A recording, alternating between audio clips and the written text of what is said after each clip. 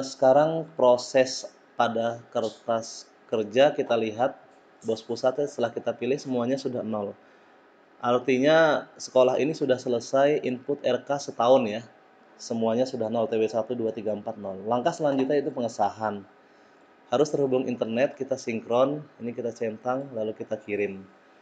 Biasanya pengesahan ini nggak lama, nih saya pakai WiFi.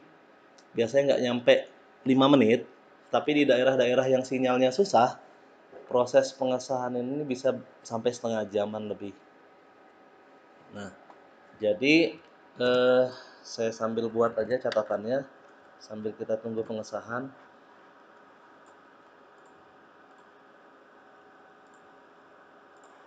Setelah selesai input RKAS dari TW1, 2, 3, 4, artinya 1 tahun ya, 1 tahun anggaran, maka proses berikutnya adalah pengesahan. Sebelum pengesahan, wajib ya, wajib saya besarin nih wajibnya, wajib. Artinya harus kita melakukan yang namanya backup database agar jika error bisa diperbaiki. Proses setelah pengesahan tidak bisa mundur. Itulah gunanya namanya backup database ini wajib, karena ketika kita setelah pengesahan dan setelah di-approve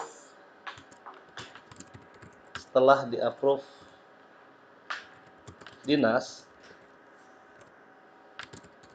tidak bisa mundur. Sehingga kalau kita nggak punya backup database, misalnya kita salah aktivasi BKU, kita salah dropping, kita salah tarik tunai, kita salah buka tutup di pembukuan, kita harus ngulang lagi nginput semuanya. Ini 400 juta nih kita input lagi dari nol kalau kita tidak punya yang namanya database. Begitu. Nah, ini kesalahan yang biasanya terjadi setelah pengesahan adalah yang pertama, lupa backup. Ini kesalahan sangat fatal nih. Yang kedua, salah buka tutup BKU. Yang ketiga, salah dropping atau penerimaan dana. Yang keempat, salah tarik tunai. Sehingga ada kejadian-kejadian jumlah uang yang diproses tidak balance. Ada yang kurang, ada yang nggak klop, dan lain sebagainya. Nah, tadi juga ada masukan dari kawan, setelah pengesahan, mungkin aplikasi perlu di restart. Artinya tutup, buka lagi ya. Lalu buka lagi. Seperti itu. Nah, jadi saya ulang, ini adalah langkah-langkah kita setelah input RK selesai, maka silahkan lakukan pengesahan. Tapi sebelum pengesahan, wajib backup database. Cara backup database seperti apa? Nih, saya contohin lagi. Kita buka Explore, Windows Explorer, di disk PC ini atau di alamatnya %app data persen, enter. Ini ada artets, ini ada rcas. Ini kita copy yang rcas pelayan 2019, pindahkan ke tempat lain yang kita anggap aman, misalnya di desktop atau di dalam folder, misalnya database setelah pengesahan, seperti itu. Kopikan di sini. Nah, maka aman. Kalau ada apa-apa, ini yang kita kembalikan ke folder artets tadi ya. Ini kan ada folder artets ya. Di mana tadi foldernya persen app data persen. Kemudian ada artets, ada rcas. Kita timpa lagi di sini kalau umpama ada error. Yang dibaca oleh database adalah rcas klien 2019 tanpa ada tambahan apapun. Jadi ada yang nama-nama lain ini tidak terbaca sama dia. Sudah itu jenisnya harus database file. Nah, seperti itu.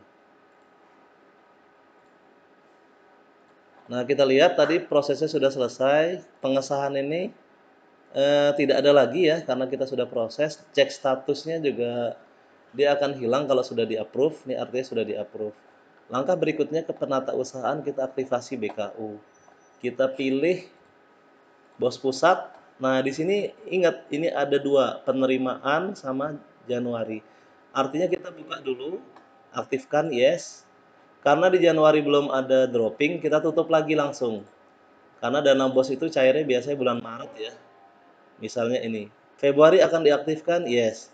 Kita buka, langsung kita tutup, klik lagi. Jadi klik untuk buka dan klik untuk tutup. Nah, di Maret ini setelah kita aktifkan, jangan langsung diklik, jangan langsung ditutup. Tapi kita proses dulu penerimaan transfer. Misalnya tanggal 23 Maret ini ada uang masuk segini, kita oke kan? Nah, setelah kita oke, maka kita bisa ekspor ke PDF, kita bisa simpan, dan kita bisa cetak belakangan. Setelah itu, droppingnya sudah selesai diproses, kita langsung ke BKU. Kita pilih anggarannya bos pusat. Nah, kelihatan uang itu sudah masuk di sini. Tapi kita tidak bisa langsung belanja karena tunainya masih nol. Artinya apa? Kita harus tarik tunai. Tarik tunai dulu sebesar misalnya hanya mau narik 50 juta dulu boleh. 50 juta. Atau tarik semua. 78.720.000 misalnya. Biaya transportnya biarkan kosong. Yes kan. Maka tunainya sudah ada, banknya kita kosongkan tadi habis. Barulah kita bisa SPJ, kita klik SPJ, kita pilih, kita mau beli ATK misalnya, kita pilih ininya mau beli apa. Misalnya alat tulis kantor, kita double klik, kita pilih. Nah ini, kita mau beli kertas, berapa? Ini volumenya 3, kita mau beli 2 dulu, boleh.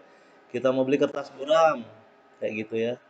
Kita klik dulu, centang dulu yang mana yang mau dibeli, kita okekan. Ini harus kita isi nama tokonya, toko ATK, NPWP harus diisi, alamat misalnya Palembang, nomor nota 001 baru diokekan. Nah, sudah di-oke, barulah masuk tadi kertas Buffalo. Kita mau beli lagi, kita klik lagi SPJ, kita beli lagi. Jadi kita bisa beli sebagian, kita bisa beli sekaligus, tergantung kondisi belanja kita. Apakah kita akan belanja sekaligus atau sebagian. Ini misalnya ada 3 nih mau dibeli sekaligus, boleh kalau memang notanya. Toko ATK 1, tokonya misalnya beda. Alamatnya di Banyu Asin misalnya belinya sambil ke sana. 002. Ini diisi NPWP-nya 1 semuanya. Ini volumenya bisa dirubah, diklik kemudian di enter ya, mau beli 10.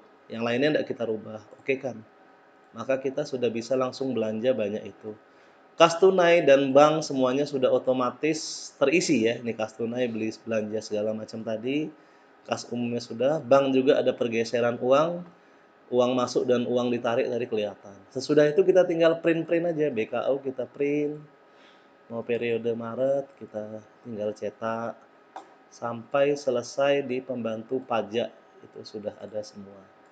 Nah, jadi setelah ini karena kosong tadi tidak ada yang kena pajak ya. Jadi setelah kita pengesahan dan input SPJ itu prosesnya kita hanya memilih, tidak ada lagi menginput-input ya. Kita hanya memilih apa yang sudah kita isi. Kita centang di sininya, baru kita bisa okekan isi yang tadi seperti itu. Oke, itu mungkin tutorialnya untuk menu penata usahaan. Ini ada di buku panduan halaman 39 dan seterusnya. Jadi tolong dibaca dulu buku panduannya sebelum melakukan tindakan atau sebelum melakukan action di menu penata usahaan. Kalau sampai prosesnya salah, maka tidak bisa diulang kecuali kita punya database backup, kita restore database dan ulang lagi pengesahannya. Demikian ya. Makasih.